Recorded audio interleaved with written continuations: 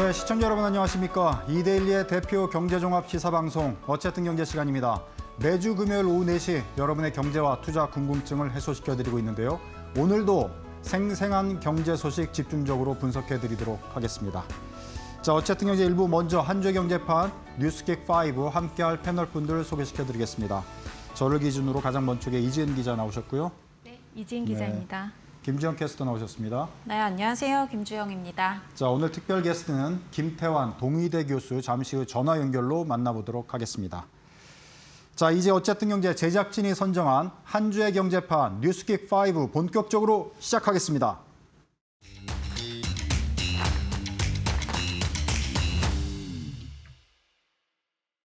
네, 한 주의 경제판 뉴스킥5는 이번 한 주 동안에 벌어진 여러 가지 뉴스 현안들 중에 가장 핫한 경제 소식 5가지를 저희 어쨌든 경제 제작진이 선정한 것으로 보시면 되겠습니다. 자, 그럼 저희가 선정한 한 주의 경제판 뉴스킥5 키워드로 정리해봤는데요. 큰 화면으로 먼저 보시겠습니다. 네, 하나씩 나오고 있는데요. 첫 번째, 봉봉봉쇄. 자, 뭐가 봉쇄일까요? 잠시 후에 자세히 전해드리고요. 여행고심, 지금 여행고심입니다. 또 왜 그런지 또 잠시 후에 자세히 전해드리겠습니다.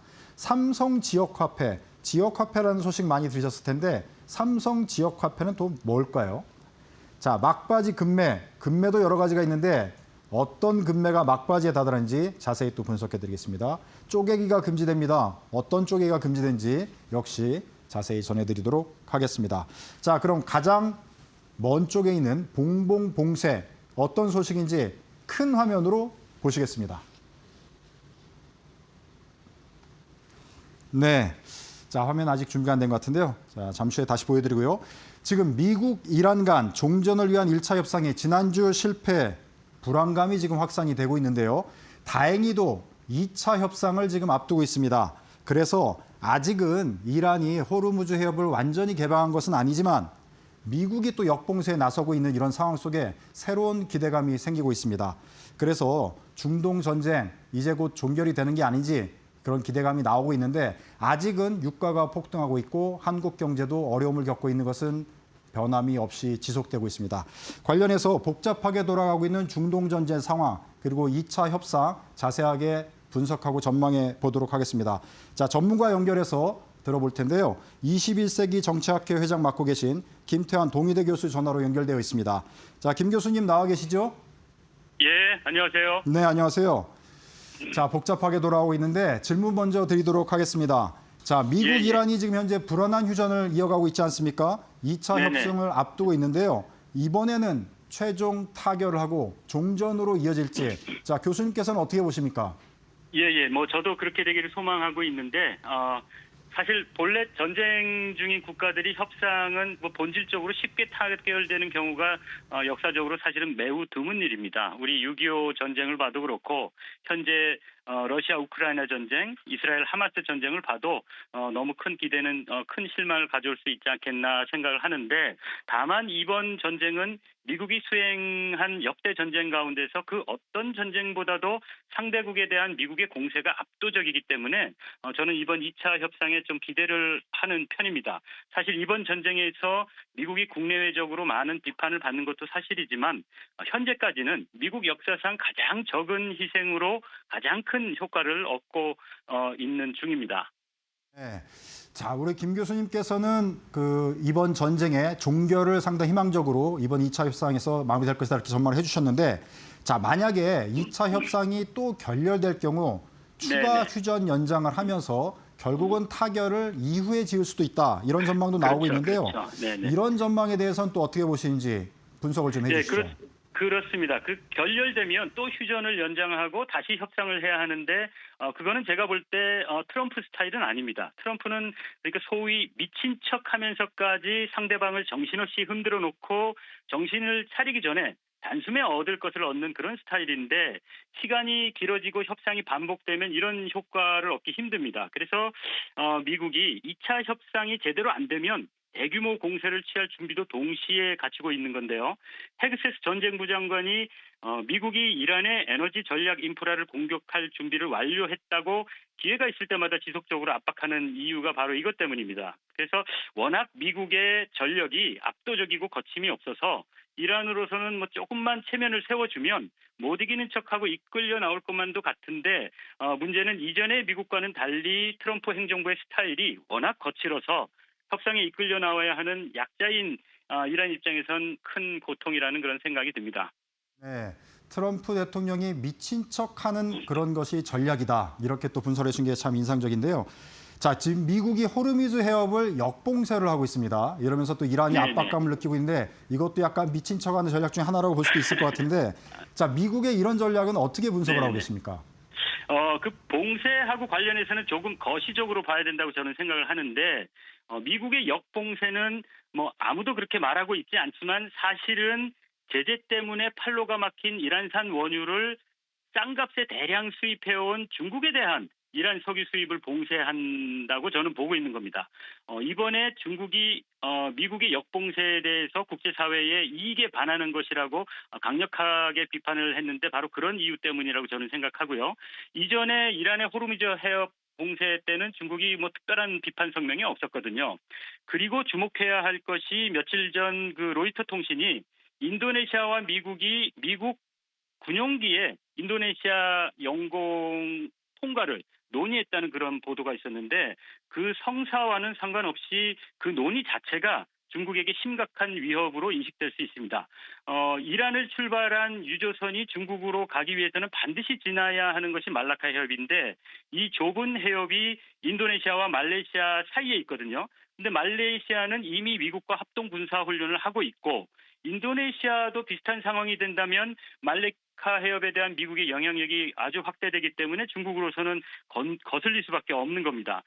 따라서 이란 전쟁을 중국을 견제하기 위해서 중국의 급소인 주요 원유 수입처인 베네수엘라와 이란을 미국이 손보는 것이다. 이런 거시적인 시각으로 보면 좀 이해가 좀 수월하게 될 것 같습니다. 네, 자, 미국의 역봉쇄는 단순히 이란, 중동을 보는 게 아니고 중국을 겨냥한 전략이다. 이렇게 분석도 해주셨는데 그거 역시 네. 인상적이라는 생각이 드는데요. 자, 1차 협상의 걸림돌 사실 이스라엘이 뭐 큰 역할을 했습니다. 걸림돌에. 자, 2차 네. 협상을 앞두고서는 레바논과 또 협상을 별도로 하기로 해서 이 역시 네. 기대감을 높이는 요소로 작용하고 있는데요. 네. 이스라엘과 레바논의 협상은 어떻게 전개될 걸로 보시는지 또 이스라엘의 행보는 장기적으로 어떻게 네, 갈 네. 걸로 보시는지 또 전망 부탁드리겠습니다. 네. 사실 그 이스라엘은 미국의 지원 없이 독자적으로 행동하는 것이 불가능합니다. 저는 그렇게 보고요. 네. 이스라엘의 헤즈볼라 공격에 미국이 묵인이 어떤 형태로든지 있었다고 보는 이유입니다. 그래서 이런 미국의 큰 그림 안에서 이루어지고 있다는 걸 먼저 말씀드리고 그리고 나서 이스라엘 입장에서 보면 전통적으로 3대 주요 안보적 위협이 존재합니다. 이것을 무력화하는 것이 이스라엘의 어떤 수건이거든요. 첫 번째는 북쪽의 헤즈볼라 세력, 두 번째는 남쪽 가자 지구의 하마스 세력, 마지막으로 멀리 이란인데 헤즈볼라와 하마스는 모두 이란의 지원으로 유지되는 반이스라엘 무력 단체입니다. 현재 하마스는 소멸하지는 않았지만 이스라엘을 위협하는 능력은 거의 상실한 상태고요. 이란도 미국의 공격으로 초토화됐을 뿐만 아니라 최소한 상당 기간 이스라엘 입장에서는 핵에 대한 염려는 한숨 돌릴 수 있는 상태고 마지막으로 남은 것이 북쪽 레바논 남부를 장악하고 있는 헤즈볼라이기 때문에 이스라엘로서는 헤즈볼라마저 무력화시키면 이스라엘의 안보에 대한 수건을 모두 이루게 되는 셈이거든요. 이런 가운데서 이스라엘과 헤즈볼라가 휴전을 논의하고 있다는 그런 외신은 아무래도 미국과 이란의 협상의 긍정적인 신호로 보입니다. 네. 자, 이제 만약에 종전이 되면 손익계산서 문제가 나올 것 같은데요. 네네. 일부에서는 뭐 트럼프가 별 이득 없이 국내 비난만 네네. 받고 오히려 이란이나 이스라엘이 이득을 보는 거 아니냐 이런 네네. 견해들도 나오고 있는데 우리 교수님께서는 어떻게 보십니까? 큰 틀에서 트럼프가 원하는 방향으로 가고 있다고 보는 편이고요. 네. 그리고 이란이 이득을 본다는 해석은 좀 너무 큰 비약인 것 같고 네. 이스라엘은 확실히 가장 큰 이익을 보고 있다고 저도 생각을 합니다. 네탄야후 수상 개인적으로도 그렇고 국가적으로도 앞서 말씀드린 북쪽의 헤즈볼라, 남쪽의 하마스, 또 이를 생존하도록 지원해왔던 이란을 동시에 어느 정도 무력화시켰다는 점에서 이스라엘이 중동 지역에서 최대 수혜자라는 거 이렇게 충분히 해석할 수 있다고 봅니다. 그리고 또 트럼프는 그 리더십 스타일과 정책 추진 스타일이 사실은 이전에 어떤 미국 지도자하고도 다릅니다. 그리고 또 앞으로도 나오고 싶지 않다고 저는 생각을 하는데 기존의 국제 규범이나 도덕은 물론이고 외교적인 전범에도 전혀 구애받지 않고 행동을 해오고 있거든요. 그래서 트럼프 1기 때 국가안보보좌관을 지낸 존 볼턴의 자서전을 보면 트럼프가 광인 전략을 실제로 사용했다고 그렇게 기술을 하는데 전략이 아니라 진짜 미친 사람이라고 국제사회에서 회자될 정도로 아주 독특한 인물입니다. 그래서 목표를 달성하기 위해서 발생하는 손실은 손실이 아니라 투자라고 본다는 거죠.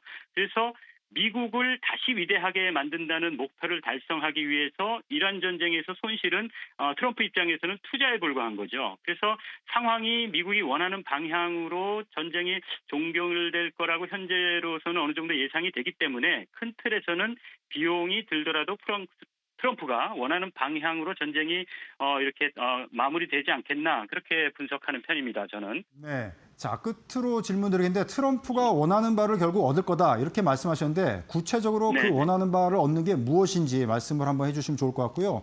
이후에 종전 이후에 중동과 네. 국제 정세 어떻게 전망하시는지 끝으로 짧게 부탁드립니다.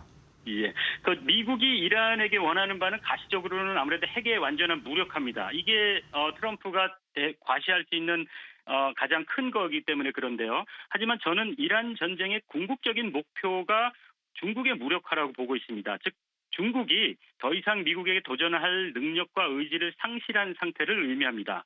그래서 최근에 국제사회의 여론에도 아랑곳하지 않고 트럼프가 취한 일련의 대외 행태를 보면 알 수 있는데요.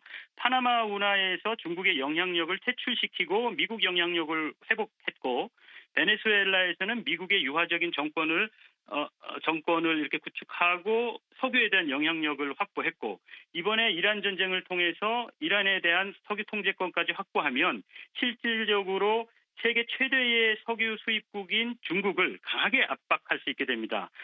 사실 중국은 베네수엘라와 이란에서 시장가보다 아주 저렴한 가격으로 전체 수입의 20% 정도를 수입해 오고 있었거든요. 그리고 또 트럼프 자신이 지난 3월에 이란 다음은 쿠바라 이런 언급을 했었는데 쿠바와 베네수엘라가 바로 중국의 남미 영향력 확대의 교두보였었고 중동에서는 중국 1대1로의 한가운데서 중국과 유럽을 잇는 고리가 바로 이란이었었습니다.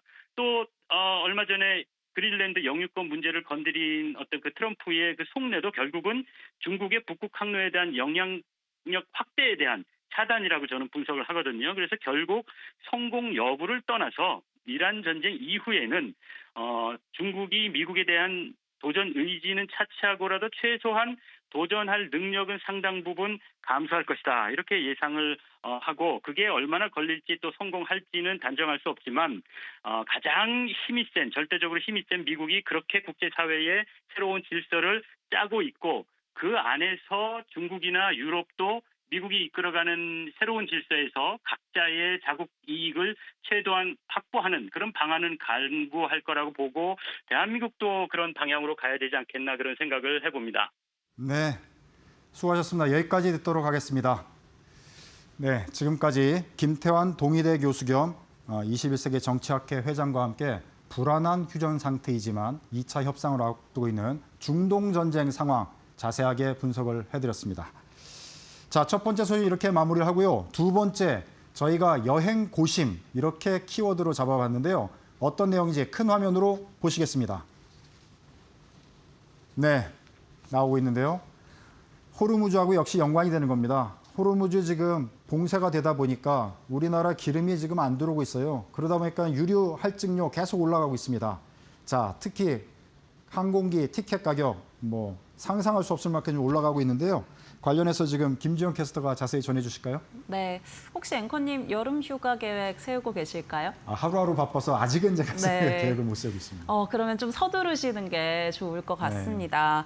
앞서 보셨던 이 중동 전쟁 여파가 항공 요금으로 번지고 있습니다. 국제 유가가 상승을 하면서 항공권 유료 할증료가 다음 달부터 최고 수준으로 인상이 되는데요. 대한항공 기준으로 살펴봤을 때 한국에서 미국 동부로 가는 노선은 편도로 최대 56만 원의 유료 할증료가 부과가 되고요. 유럽과 미국 서부로 가는 노선은 약 50만 원대, 또 그 밖에 동남아는 20만 원, 일본과 중국의 경우에는 10만 원대 요금 인상이 예정되어 있습니다. 최근에 중국이나 일본으로 여행 가시는 분들이 참 많은데 단거리 노선도 요금에 대한 부담감이 생길 예정이고요. 특히나 왕복으로 봤을 때 미국의 경우에는 이 유료 할증료가 100만 원이 더 넘어갈 것으로 예상이 되고 있습니다. 그래도 조금 아끼는 방법도 있는데요. 이달까지 발권을 마치면 최대 26만 원까지 아낄 수 있다라고 분석이 나오고 있고요. 그렇기 때문에 해외여행 계획하고 계시는 분들이라면 좀 서두르시는 게 좋을 것 같습니다. 네. 이 유료 할증료 이게 본 티켓 값에 붙는 가격이다 보니까 네. 엄청나게 부담이 되는 가격인데 하루속히 빨리 중동 전쟁 마무리되고 호르무즈 봉쇄도 풀려서 석유가 한국에 잘 좀 들어오기를 기대해 보도록 하겠습니다. 자, 이렇게 두 번째 소식은 마무리를 하고요. 세 번째 저희가 잡은 키워드는 삼성 지역 화폐입니다. 뭔가 낯선 단어의 조합인데요. 삼성과 지역 화폐 어떻게 조합이 돼서 이런 말이 나왔는지 큰 화면으로 보시겠습니다. 네, 지금 성과급 주제입니다. 삼성전자, SK하이닉스 다 포함되는 얘기인데 엄청난 영업이익이 지금 예상되고 있습니다. 그렇게 되면 직원분들에게 이제 성과급을 연말에 지급을 할 텐데요. 그 성과급이 또한 올해 말 또 내년 초 엄청난 액수가 나올 것 같은데 이것이 이제 논란이 되고 있는 겁니다. 이 삼성전자와 SK하이닉스가 성장이 꼭 기업과 그 직원들의 노력으로만 된 것인가 아니면 한국 사회와 시민들은 노력한 게 없는지 이런 논란인 것 같은데요. 자세한 내용은 이지은 기자가 전해 주실까요? 네. 삼성전자 성과급을 둘러싸고 사회적 논란이 커지는 모습입니다. 일부 온라인 커뮤니티에서는 내수 경기 활성화를 위해서 성과급을 지역 화폐로 지급하자는 주장까지 제기되면서 논쟁이 이어지고 있습니다. 성과급이 사회적 논란으로 번진 배경에는 반도체 산업이 침체기를 겪을 당시에 정부의 대규모 지원이 자리 잡고 있습니다. 정부는 3년 전 이른바 K-칩스법이라고 불리는 조세 특례 제한법을 통과시켰습니다. 반도체 기업에 대해 연구개발과 시설 투자를 할 때 최대 20%의 세제 혜택을 제공하는 게 골자입니다.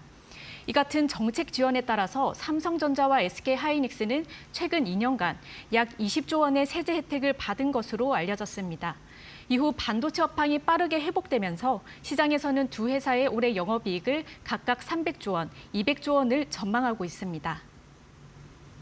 네, 엄청난 성과급이 나오면서 아파트 한 채를 살 정도 액수를 받지 않겠냐 이런 전망까지 나오고 있는데 이렇게 되다 보니까 이 지역 화폐 계획까지 나오고 있습니다. 과연 어떻게 될지 지켜봐야 될 텐데요.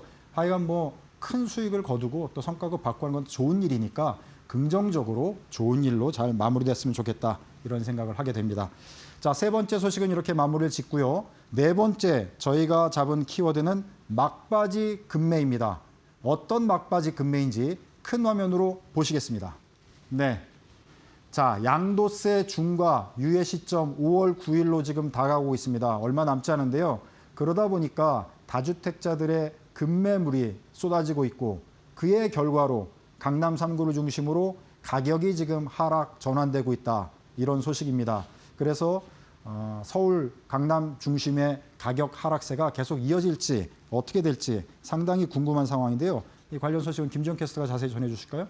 네, 서울 부동산 시장에서 거래가 다시 늘어나고 있습니다. 앞서 앵커님이 이야기해 주셨지만 이 정부가 양도세 중과 유예 적용 기준을 5월 9일로 잡았죠. 또 규제가 다소 완화되기도 했습니다. 매매 계약 체결에서 토지거래 허가 신청으로 기준을 완화했는데요.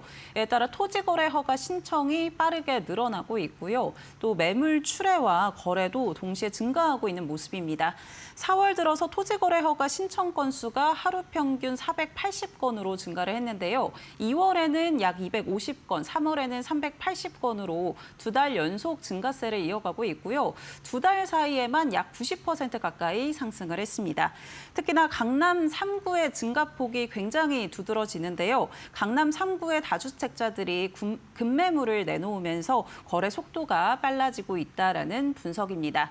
다만 이런 흐름이 지속될지는 불확실하다라는 분석도 나오고 있습니다. 이미 나올 매물들이 상당 부분 출회가 됐고요. 또 추가 공급이 제한적일 수 있다라는 전망인데요. 하지만 정부 정책에 따라서 다시 한번 부동산 시장이 출렁일 수 있기 때문에 어떤 소식들이 나올지 지속적으로 주시를 해봐야 될 것 같습니다. 네, 우리 김지영 캐스터는 개인적으로 어떻게 전망하시나요? 굉장히 어려운 문제가 아닐까 싶은데 사실 공급 물량이 워낙 좀 제한적이다 보니까 생각하는 것만큼 기대하는 것만큼 빠르게 내려가지는 않을 것 같다라는 생각도 듭니다. 네, 하여금 온 국민이 관심 있게 지켜볼 텐데요. 하여튼 정부의 합리적인 정책 속에서 시장도 좀 안정화됐으면 좋겠다 이런 생각을 하게 됩니다. 자, 집가 그리고 전월세 시장 모두가 관심 갖고 있는 그런 이슈인데요. 부동산 시장 전망은 잠시 후 어쨌든 경제 2부에서 전문가와 함께 자세하게 진단을 해드리도록 하겠습니다. 자, 그럼 네 번째 소식은 일단 이렇게 마무리를 짓고요. 다섯 번째, 저희가 키워드로 정한 건 쪼개기 금지입니다. 어떤 걸 쪼개기를 금지를 하는지 큰 화면으로 뉴스 보시겠습니다. 네, 중복 상장 원칙적으로 금지를 하겠다. 쪼개기 상장 금지를 시키겠다. 이런 얘기인데요. 이게 우리 시장에 항상 악재로 작용을 해왔습니다. 기업들이 항상 수익을 좀 잘 낸다 하면 쪼개기 상장을 해서 주주들이 피해를 보는 그런 상황이 반복돼 왔는데, 자, 이제 정부가 칼을 빼든 것 같습니다. 자, 관련해서 이지은 기자가 자세히 전해 주실까요? 네. 중복 상장이 이르면 7월부터 원칙적으로 금지될 전망입니다. 금융위원회와 한국거래소는 지난 16일 중복 상장 제도 개선 세미나를 열고 관련 개편 방안을 공개했습니다. 중복 상장은 모회사가 이미 상장된 상태에서 핵심 자회사를 물적 분할해 별도로 상장하거나 자회사를 추가 상장하는 방식을 말합니다. 중복 상장은 그동안 모회사 기업 가치 희석과 기존 주주 피해 가능성으로 인해 코리아 디스카운트의 주요 원인 중 하나로 지적돼 왔습니다. 한국거래소는 이달 중복 상장 원칙적 금지를 담은 규정 개정안을 예고하고 빠르면 7월부터 시행에 들어간다는 방침입니다.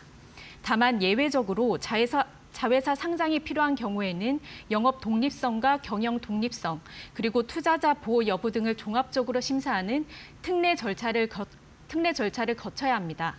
또 자회사 상장 추진 시에는 모회사가 기존 주주의 사전 동의를 받는 절차도 함께 명문화될 예정입니다. 네, 수고하셨고요. 어쨌든 경제 저희 제작진이 선정한 한 주의 경제판 뉴스킵 5는 여기서 마무리를 짓도록 하겠습니다. 지금까지 어쨌든 경제 1부는 이지은 기자, 김주영 캐스터, 그리고 김태환 동의대 교수 겸 21세기 정치학계 회장께서 수고해 주셨습니다. 고맙습니다. 자, 이번에는 영상 리포트 하나 보시고 가시겠습니다. 자, 탐론 토탈 솔루션이 LG 디스플레이 난징법인 인수로 사업 확장에 속도를 낸다는 소식인데요. 관련 내용 이지은 기자가 역시 취재했는데 그 영상 보시면서 1부 마치고 저는 잠시 후 2부에서 다시 뵙도록 하겠습니다. 오늘 2부에서는 강남 3구 아파트값이 하락 전환했다는 소식과 함께 전세난은 가중되고 있는데요. 관련해서 부동산 시장이 어떻게 될지 자세하게 진단하는 시간 마련했습니다. 자, 지금은 물론이고 5월 이후에 부동산 시장이 궁금하시고 내 집 마련 전략 어떻게 짜야 될지 고민하고 계시다면 어디 가시지 마시고 채널 고정.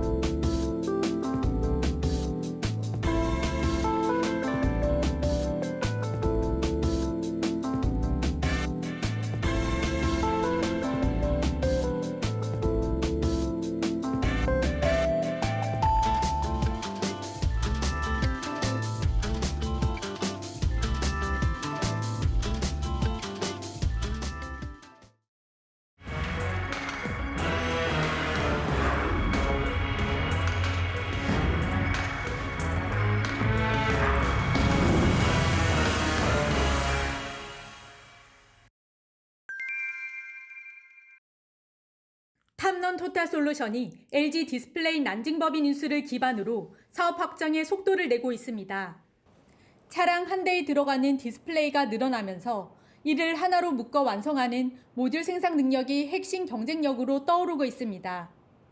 탐런은 이번 인수를 통해 완성차 업체와 직접 거래가 가능한 공급 단계로 올라서며 협상력도 강화했다는 평가입니다. 앞으로는 LCD 패널의 백라이트와 보호 유리를 결합한 일체형 디스플레이 모듈을 생산해 고객사에 납품할 계획입니다. LGD의 우수한 레거시를 모두 물려받았습니다.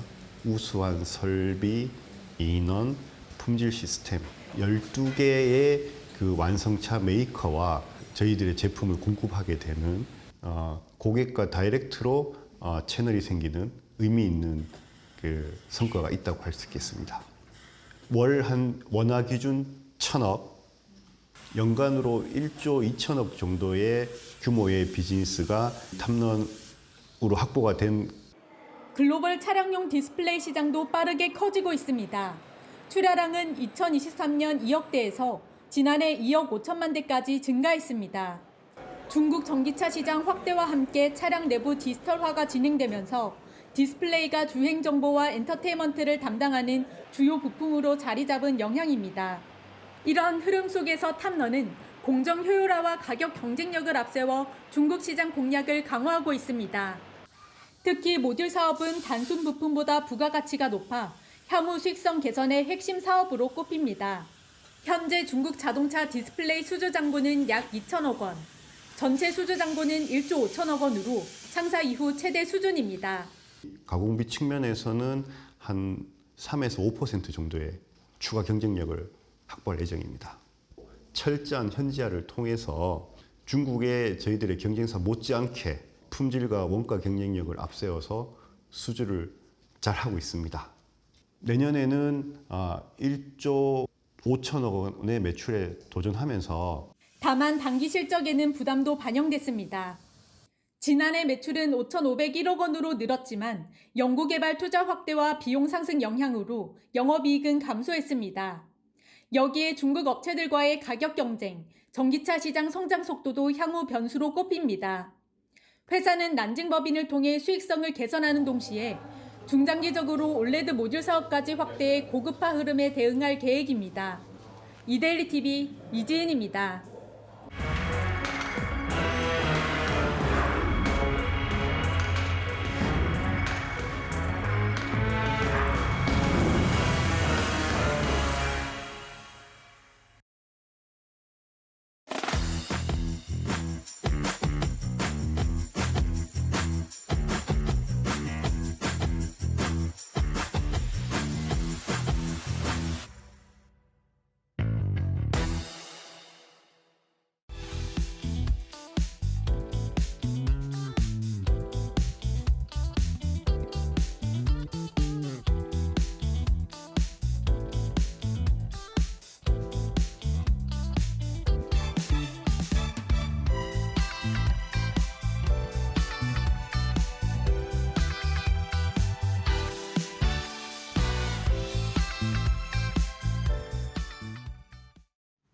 네, 어쨌든 경제 2부입니다. 오늘은 앞서 말씀드린 대로 혼란한 부동산 시장 자세하게 진단하는 시간으로 마련했습니다.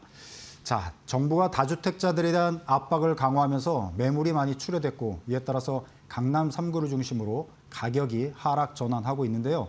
이에 반해서 이제 전월세 시장은 물건이 별로 없으면서 가격이 계속 오르고 있는 모습을 보이고 있습니다. 자, 이러다 보니까 내 집 마련 수요자들은 지금 전략을 어떻게 짜야 할지 고민이 상당히 깊어지고 있는데요. 오늘 자세하게 전략 마련해 드리도록 하겠습니다. 자, 도움 말씀 위에 김효선 KB국민은행 부동산 수석 전문위원 나와 계십니다. 네, 안녕하세요. 네, 안녕하세요. 네. 자, 뭐 지금 최근 집값 동향 계속 보고 계실 텐데요. 네. 지금 강남 3구가 가격이 하락 전환했잖아요. 이러니까 사람들이 지금 상당히 더 관심을 많이 갖고 지금 가격 동향을 보고 있는데 전체적으로 지금 상황이 어떤지 좀 간략하게 설명을 한번 해주시죠. 네, 그러니까 서울 전역에서는 지금 62, 3주 연속해서 여전히 상승하고 있는 상황인데요. 네. 말씀하신 것처럼 강남 상구와 용산구는 하락 전환을 이제 하고 있는 상황이고 네. 지속적인 약세가 지금 보이고 있습니다. 네. 그리고 현장에 가보면 호가 자체도 처음에는 금매가 한두 건 나오던 게 네. 최근 들어서는 이제 여러 건으로 조금 이제 넓혀지는 그런 현상들을 좀 보이고 있어서 정부의 정책이 아무래도 초고가 주택 위주로 규제를 상당히 이제 심하게 하고 있다 보니까 초고가 아파트들 위주로는 가격이 이제 하락 전환을 하고 있는 상황이고 반면에 이제 강북권들 이제 노도강이라던가 특히 뭐 성북구, 서대문구 같이 도심권에 붙어 있는 강북구 같은 경우는 최근에 이제 계속해서 상승세를 이어가고 있는 추세입니다. 거래도 점차 늘어가고 있고요. 그 매물도 지금 전월세부터 시작해서 매매 시장 매물까지도 굉장히 줄어들고 있는 상황이라서 현재 전반적인 서울 전역은 여전히 상승하고 있는데 주택의 가격에 따라서 온도차가 좀 심한 그것도 지난해 크게 올라갔던 지역과는 역전돼서 오히려 초고가가 좀 더 그 하락 전환하고 있고 나머지 이제 중저가 위주로 시장을 견인하고 있다라고 작년과 좀 다른 흐름을 보이고 있습니다. 네. 전체적으로 보면 작년에 이제 강남 중심으로 집값이 막 상승을 했다 보면 네. 올해는 지금 현재 시점은 강남 상구는 하락 전환을 했고 강북 쪽은 가격이 이제 상승세로 돌아섰고 평균적으로 보면 상승폭은 감소했지만 여전히 서울 지역은 상승을 하고 있는 거네요. 네. 지금 이런 그 매매 시장은 현재 이런 상황이다. 네. 자, 서울은 그렇다고 치고요. 자, 지방의 지금 매매 시장 상황은 어떤지, 특히 이제 세종시 같은 경우는 과거 보면은 이런 호재들이 있을 때 또 네. 이제 정부 청사 더 확대한다, 뭐 이렇게 대통령 집무실도 이제 만든다, 뭐 이러면서 좀 호재가 작용을 했는데 네. 세종시는 어떤지, 또 전체적인 지방은 어떤지, 이것도 좀 정리를 한번 해주시죠. 네, 지방도 최근 들어서 지난해 이제 하반기를 기점으로 조금씩 이제 상승 전환하고 있는 추세기는 합니다. 네. 근데 워낙에 2022년 이후로 굉장히 지속적인 하락세가 좀 오래 갔었죠. 근데 그게 이제 겨우 지난해 연말 정도에 소폭 상승 전환해서 지금 약보합을 유지하고 있는 상황이거든요. 그나마도 이제 광역시 위주로 지금은 조금씩 회복이 되고 있는 상황이고 기타 지방 같은 경우에는 여전히 하락을 유지하고 있는 지역들이 더 많은 걸로 나타나고 있습니다. 지방 광역시도 좀 세부적으로 들어가 보면은 서울이 그랬던 것처럼 부산이나 대구 같은 광역시 안에서도 대장 지역들, 뭐 대장 단지들 위주로는 가격이 상승되고 매물도 소화되고 있지만 그렇지 않은 지역들은 여전히 매매가 쉽지 않은 그런 상황들을 이어가고 있고요. 세종시 같은 경우에는 지방 중에서도 좀 특수성이 강한 지역 중에 하나인데요. 네. 이제 그 뭔가 계획적으로 만든 도시인 만큼 정부의 이런 정책이라던가 특히 행정과 관련된 여러 가지 이슈들이 굉장히 적용을 많이 받고 있는 지역인데 대통령 선거 시절에는 여러 가지 호재가 이제 있던 것들이 네. 기대 심리가 반영이 됐었지만 이후 1년 정도 동안 사실 그 호재가 현실적으로 이루어지지 않다 보니까 네. 지금도 여전히 호재가 남아 있지만 가격은 이제 지속적으로 오히려 공급이 좀 과잉된 부분들이 더 큰 영향을 미쳐서 가격들은 이제 회복되지 못하고 있는 그런 상황입니다. 네. 전체적으로 먼저 가장 최근에 매매 시장을 지금 전해드리고 있는데 전월세 시장은 전체적으로 좀 굉장히 불안하고 또 상승폭이 또 커지고 있다 이런 얘기들이 많이 나오고 있는데 네. 어떻습니까? 전월세 시장도 한번 정리를 한번 해주시죠. 네, 전세 시장은 숫자로 일단 말씀드리면 마찬가지로 62, 3주 연속해서 상승을 하고 있고요. 이제 매매와는 조금 다른 점은 수도권뿐만 아니라 전국의 전세 시장들은 모두 똑같이 계속해서 올라가고 있는 상황입니다. 특히나 이제 전월세는 완전 실수요 시장이라서 그 안에서 이제 거래나 이런 것들이 굉장히 중요한데 지방 같은 경우에는 상대적으로 인구 감소의 압박도 받고 있고 또 아까 공급 과잉이라는 말씀을 드렸는데요. 그 신축들도 지금 입주가 다 이루어지지 않는 만큼 그만큼 물량이 좀 충분한 상황이라서 같이 올라가고는 있지만 그 폭이 굉장히 적은 반면 지금 많은 수요들이 이제 서울 수도권으로 쏠리고 있잖아요. 네. 2023년 기준으로는 20대 인구들의 그 70%가 서울 쪽으로 수도권 쪽으로 이동을 하고 있는 상황인데 그런 걸 감안했을 때는 사실 매매보다도 단기적으로 수요가 굉장히 급증하고 있습니다. 그렇지만 최근에 여러 가지 정책들이 집을 비워둬야 팔 수 있는 정책들이 나오고 있는데 지금 이제 뭐 양도세라던가 여러 가지 이슈 때문에 매물이 많이 출회되고 있잖아요. 네. 그만큼 이제 전세의 그 수급 불균형이 좀 심화된 만큼 전세 시장은 다른 어떤 때보다도 굉장히 불안한 상황입니다. 매물도 전세 매물이 예전에는 아무리 이제 없다 해도 현장에 가면은 전세 아파트들이 좀 있었거든요. 네. 또 최근에는 진짜로 이제 없더라고요. 그만큼 아파트부터 굉장히 심각한 상황이고요. 네. 그러다 보니까 가격 상승도 이제 심상치가 않은데 강남권부터가 예를 들어서 강남권의 1억 보증금이 월세 한 55만 원 정도가 될 만큼 네. 예전보다 이제 전월세 전환율 자체도 굉장히 좀 심각해진 상황이라서 이게 뭐 전세에서 월세 전환도 그렇지만 서로 이렇게 왔다 갔다 핑퐁을 하면서 같이 올라가는 그런 현상들이 발생하고 있어서 매물이 부족하고 전세와 월세가 같이 올라가고 있다. 그리고 월세가 굉장히 빠르게 전환되고 있다. 이렇게 정리할 수 있을 것 같습니다. 자, 그러니까 전월세 시장이 사실은 더 이제 심각한 그런 상황이 될 것 같은데 우리가 보통 기사로 쓸 때 뭐 전월세, 뭐 전세 씨가 말랐다, 뭐 이런 식의 표현을 하는데 진짜 씨가 말라가는 그런 상황이라고 볼 수 있겠네요. 네, 맞습니다. 자, 그럼 이런 상황인데 그럼 하나씩 이제 상황을 일단 전해드렸어요. 이제 왜 그런지 네. 원인에 대해서 우리가 이제 하나씩 좀 풀어갔으면 좋겠습니다. 네. 그럼 먼저 이제 강남의 이제 서울 집값이 하락 전환을 한 거는 매물이 많이 나왔기 때문일 테고 네. 매물이 나온 거는 역시 정부의 다주택자 압박이 작용을 했다고 보면 되는 건지 우리 김 의원께서는 어떻게 보고 계십니까? 다주택자 압박도 있지만 그 이전에 초고가 주택에 대한 그 타겟팅 정책들이 나왔었죠. 규제가 본격적으로 시작된 게 작년 6월부터인데요. 6월에 처음 나온 게 이제 대출을 6억까지 네네. 정하는 거. 그리고 10월에 다시 나온 게 주택의 금액에 따라서 대출을 고가일수록 점점 이제 줄이는 그런 정책들이 나와서 25억 초과가 되면은 2억 원까지밖에 대출이 안 나오거든요. 네. 그렇지만 이제 취득세나 중개수수료를 생각해 보면은 사실은 대출 없이 그냥 전체가 현금으로 있어야 된다라고 이해를 하시면 될 텐데요.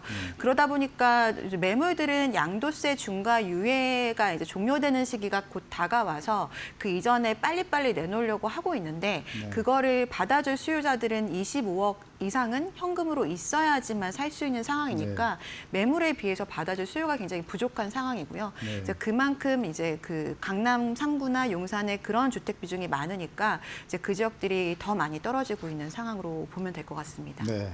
일단 강남 중심의 하락 전환은 양도세 강화, 네. 양도세 강화니까 아무래도 이제 초고가 주택일수록 부담이 커지니까 그리고 물론 이제 재산세, 뭐 보유세 이런 문제도 있을 테고요. 대출을 또 크게 많이 네. 보셨네요. 네. 대출이 안 되니까. 그러니까 수요자도 부족해지고. 네. 그래서 가격 하락 전환이 됐다. 이렇게 원인을 이제 진단해 주셨어요. 네. 자, 그럼 전월세 물량은 역시 이것도 물량이 잠긴다고 표현을 할 네. 수 있을 텐데 잠기는 원인을 이제 우리가 봐야 되잖아요. 네. 왜 잠기는 건지 우리 위원께서는 어떻게 보고 계십니까?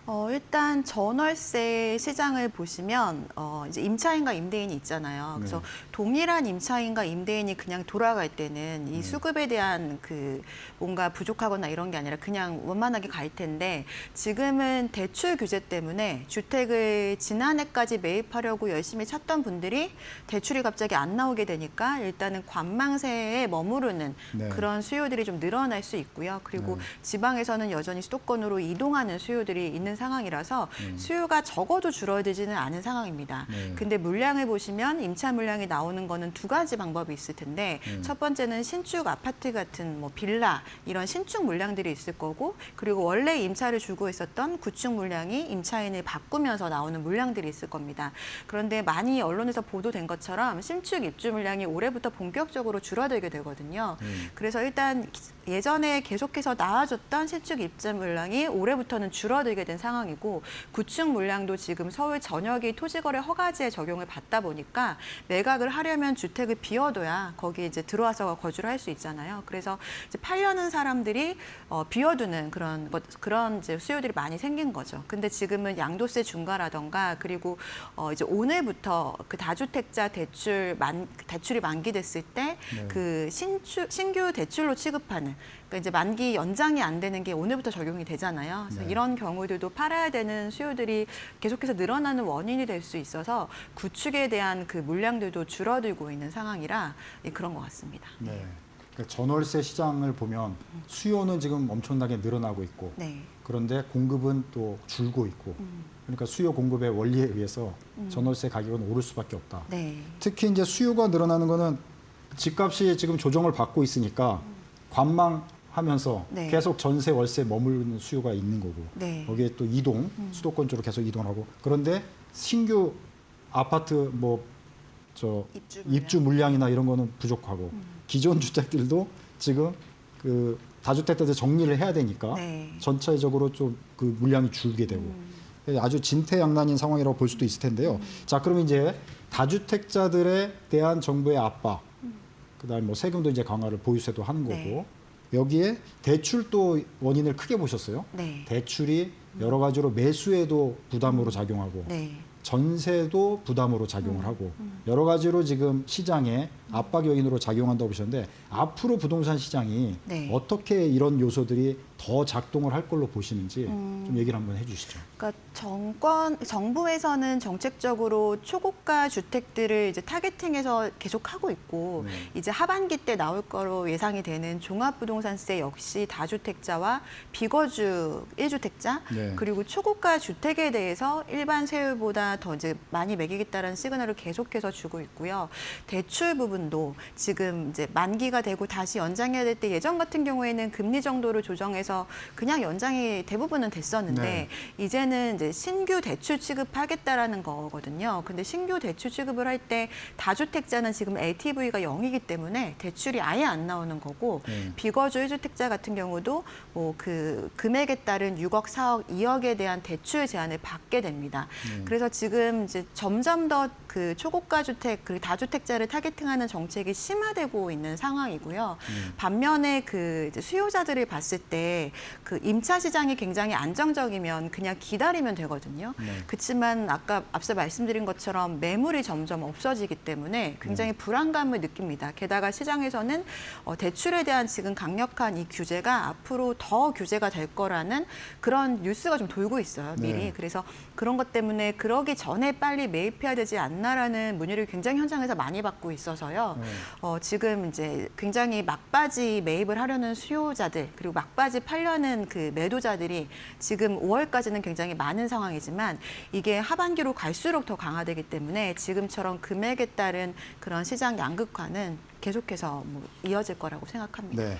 자, 일단 부자들의 심리도 좀 궁금한데요. 이제 은행에 계시니까 그런 상담들 많이 하시고 문의들 많이 받을 것 같은데 일단 토지거래 신청허 건수가 지금 늘어나고 있는 거는 네. 다주택자들이나 초고가 주택자들이 팔려고 하는 물량이 많다고 우리가 해석을 해볼 수가 있을 텐데 네. 실제 시장 분위기, 상담 분위기는 어떤지 좀 전해 주시죠. 일단은 그 양도세 유예 완화가 확정되기 전까지 사실 세금 문의가 굉장히 많았습니다. 얘기가 이제 나오기 시작하니까 실제 양도세 계산이라던가 팔아야 될지 말아야 될지 이런 게 많았는데 확정이 되고 나서 오히려 이제 그런 문의는 거의 사라졌거든요. 그러니까 결정을 하신 거죠. 이제 다 결정하실 네. 분들은 다 결정했다. 네. 그리고 사실은 이제 문재인 정권 때도 양도세 보유세가 다 강화돼 있었기 때문에 네. 지난 뭐 윤석열 정권 때도 그 정리하실 분들은 많이 정리를 하셨거든요. 네. 네. 그래서 그동안 못 하셨던 분들이 이제 막바지로 5월까지 정리를 하고 있는 상황이시고 네. 그러니까 그 이미 문재인 정권 이후부터는 자산가 분들도 주택은 한 채로 그냥 수렴하는 네. 그 전략들을 많이 쓰고 계셨어요. 근데 네. 그게 이제 확실시 됐다라고 봐야 돼서 지금은 이제 비용들이 늘어나게 되니까 예전처럼 주택을 갖고 있을 때 거래할 때만 많이 내던 비용이 이제 갖고 있으면은 점점 많이 낸다라는 인식을 많이 하고 계시니까 금융이랑 부동산을 적절하게 좀 포트폴리오 분산하려는 그런 전략들을 자산가분들은 많이 쓰고 계십니다. 네, 지금 말씀하셨는데 그 한 금융연구소 최근 리포트를 보면 우리가 이제 금융자산 비중은 우리가 낮고 한국의 경우 네. 부동산 자산 비중이 높은 게 항상 문제로 지적이 되었는데 이게 좀 변화의 조짐이 보인다 이런 리포트가 있더라고요. 네. 지금 실제로 그렇게 우리가 보는 게 맞는 건지 네, 어떻게 실제로 체감을 많이 하고 있습니다. 정부에서도 이제 머니 무브라는 표현을 쓰면서 금융 쪽으로 이동을 시키려고 정책적으로도 많이 하다 보니까 그냥 주식을 직접 투자하시는 분들도 많으시고요. 그리고 특히 뭐 건물 같은 거를 사시려다 그냥 주식 쪽으로 이동하시는 분들도 많이 계셨습니다. 네. 다만 이게 부동산이나 주식 둘 다 자산이다 보니까 부동산이 많으신 분들은 일부를 금융시장 쪽으로 옮겨가시지만 네. 또 반면에 금융시장에서 이제 많이 수익을 보신 무주택자분들은 그게 또 수익이 많이 나시면 다시 내 집 마련 쪽으로 오시기도 하거든요. 네. 그러니까 둘 다 똑같은 자산이기 때문에 어느 한쪽이 치우치기보다는 이 네. 밸런스를 맞추려는 그런 것들이 새로운 트렌드인 것 같습니다. 네.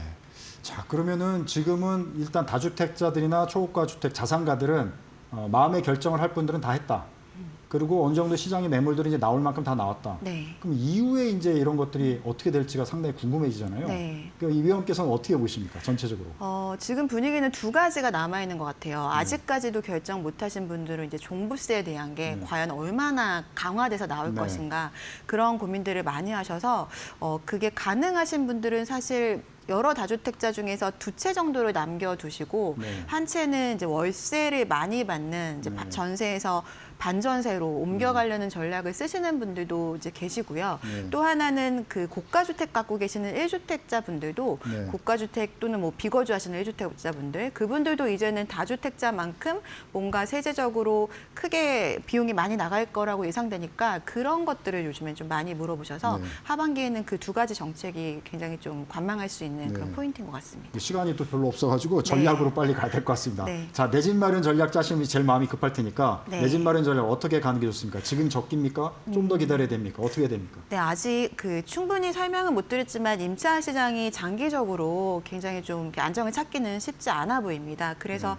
가능하시면 내 집 마련 쪽으로 전략을 짜시는 거를 추천을 드리는데요. 사실은 최근 금리도 굉장히 높고 대출을 뭐 6억까지 나온다고는 하지만 6억까지 그 받았을 때 한 달에 내는 원리금이 거의 400만 원 이상이 되고요. 네. 그 중에 반 정도 이상은 이자 비용이거든요. 그래서 본인이 이제 현금 여력이 되는지를 정말 따져보셔야 되고 그 중에서 이자 비용만 발라서 얼마 정도를 내는지 그리고 그거를 장기적으로 보유했을 때 그만큼 올라갈 가능성이 있는지를 미리 예상해 보시고 너무 무리하지 않는 범위에서 내 집 마련을 하셔야 될 것 같아요. 대출 관련된 거는 굉장히 급하고 즉각적으로 정책이 실현되기 때문에 그 부분을 주의하셔서 내 집 마련하실 것을 권유드립니다. 자, 내 집 마련 전략은 이제 5월 9일 이후에 시장이 어떻게 될 것이냐 이게 상당히 이제 영향을 미칠 텐데요. 우리 위원께서는 개인적으로 네. 지금 하반기에 집값이 상승할 걸로 보시는지 아니면 더 하락 추세로 어떻게 가는 그런 걸로 보시는지 그 이유와 함께 짧게 또 분석을 한번 해주시죠. 금액에 따라서 굉장히 달라질 거라고 말씀드렸는데 지금은 이제 중저가 얘기를 많이 하고 있었으니까 10억에서 한 15억 정도 되는 주택을 최근에 가장 많이 찾고 있고요. 짧은 한두 달 사이에서도 지역이 이제 옮겨가고 있어요. 예를 들어 성북구를 보시던 분들이 가격이 막 올라가니까 타 지역으로 또 이동해서 보시는 수요들이 있으시거든요. 그래서 많은 수요들이 보고 계시는 그 금액대의 아파트 같은 경우는 사실 하반기에도 매물이 많이 출회되는 그런 요인들이 또 추가적으로 나올 예정이기 때문에 하반기에도 중저가 주택들은 상승세를 유지할 가능성이 있고 반면에 초고가 주택들은 가격이 추가적으로 하락 조정될 가능성도 있다라고 판단됩니다. 네, 가격대를 구분해서 이제 말씀을 해주셨고요. 자, 주택 공급이 갑자기 늘어나지는 못하는 상황이잖아요. 네. 이런 상황 속에서 어찌 됐건 전월세에 계속 머물러야 되시는 분도 많잖아요. 네. 이런 분들은 지금 어떻게 전략을 갖고 가야 될까요?